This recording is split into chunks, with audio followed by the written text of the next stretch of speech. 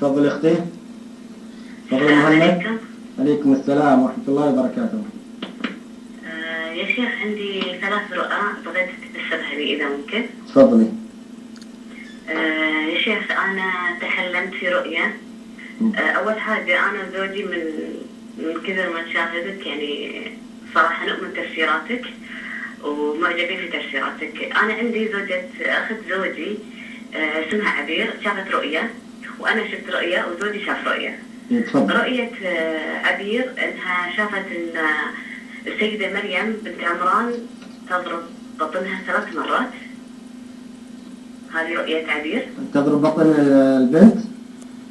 أيوة تضرب بطن عبير 3 مرات. هذه الرؤية تقريبا في حدود 3 سنوات، قبل 3 سنوات. وأنا شفت رؤية فيها البنية. أنا شفت رؤية أني كنت طالة مع شرفة البيت وأشوف هالبنية اللي هي أخت زوجي تدخل 3 رجال للبيت.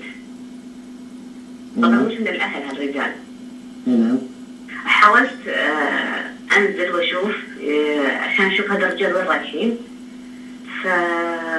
يا شيخ شفت طبعا يوم فتحت الباب عليهم شفت يرتكبون يعني الفاحشة.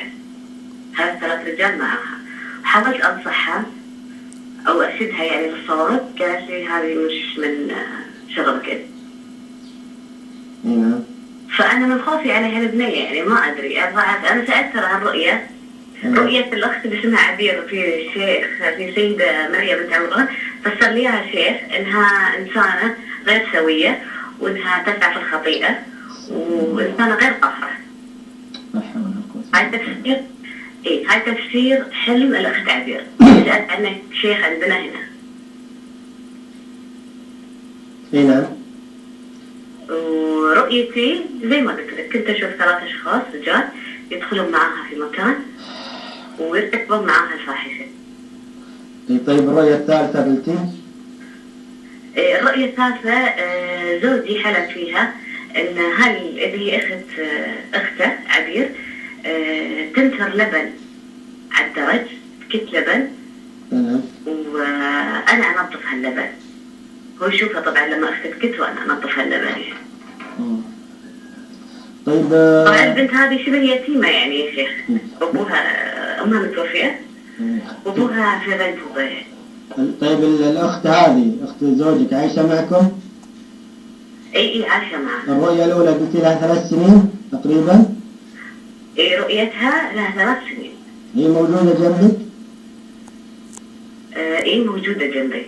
والرؤية الثانية أنت كم مرة شفتيها؟ يعني متى رأيتيها؟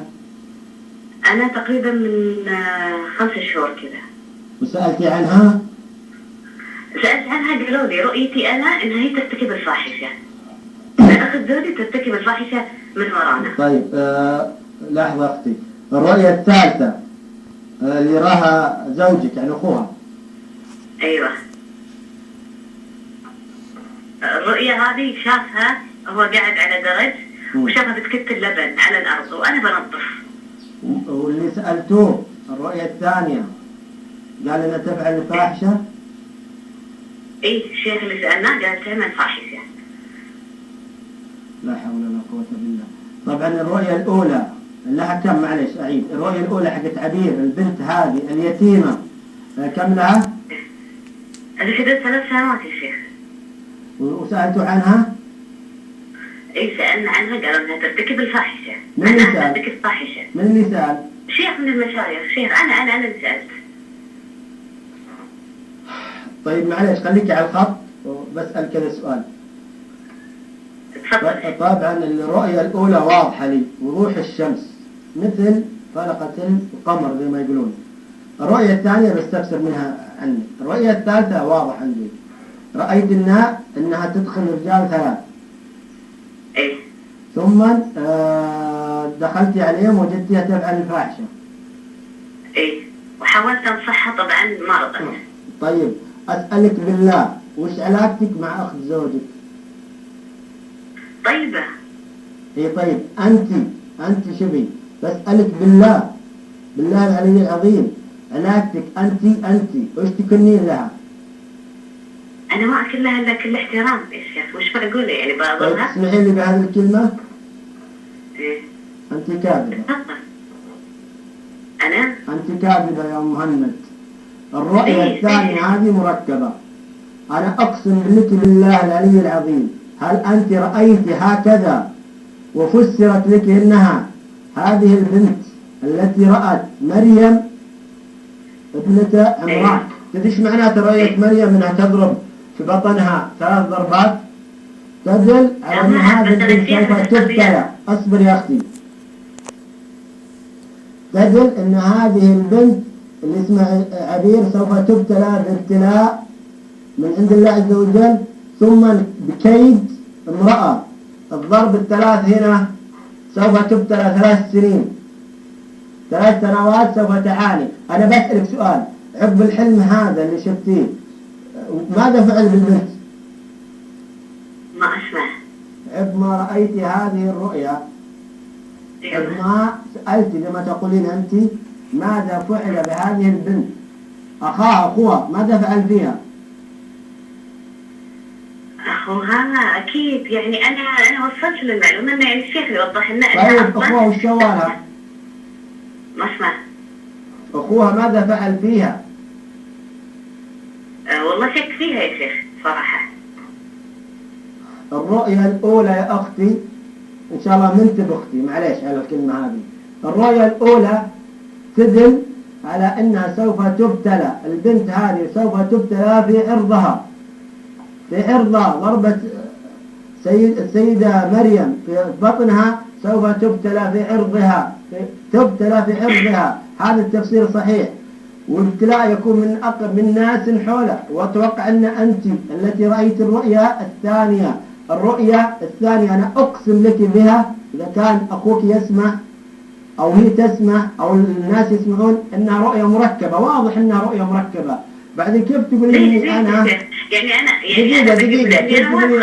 لحظة دقيقة. كيف تقولين إنك أنت تتابعيني وتعرفيني زي ما تقولين أسلوبي وزوجي؟ أنت ما تعرفي أبو معاذ. هذه رؤيا معروف يا شيخ عندنا في الإمارات. ما علي من الإمارات، أنا أتكلم الآن. هذه الرؤيا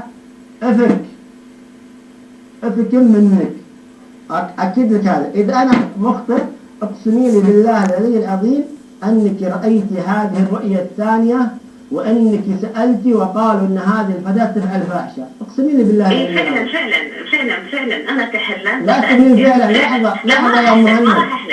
ما راح أحلف. لا تحلفين. أنا واثقة منك.